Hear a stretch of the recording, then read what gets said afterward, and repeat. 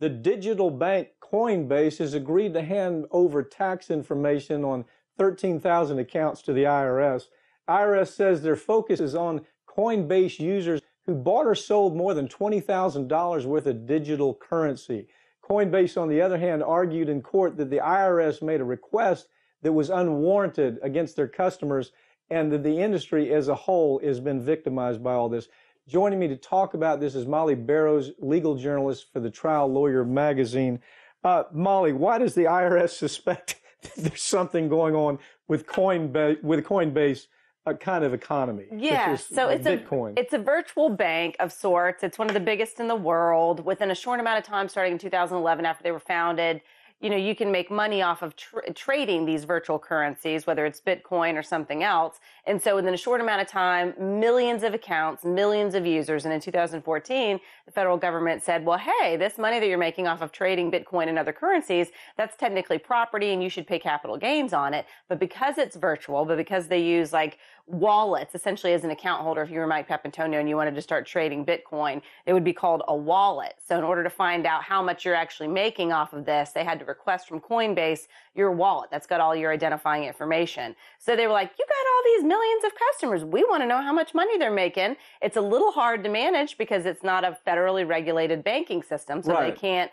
It's easier to maybe evade taxes or do something nefarious. So well, it's not. You're supposed to report it. It's not. It's not supported by really. It's not supported by anything.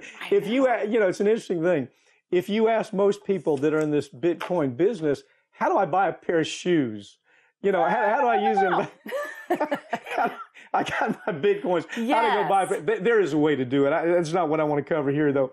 Look, the IRS. I'm so interested that the IRS has this interest. What is the scope of what the IRS is asking for? I mean, why is it so unusual that they should ask, are you making money on it? Because it is property, isn't it? Right. That's exactly what it is. So they want to know if you're making money off of it because it's a virtual platform. You can easily get away with not self-reporting or not reporting it. So that's why they wanted to see the data.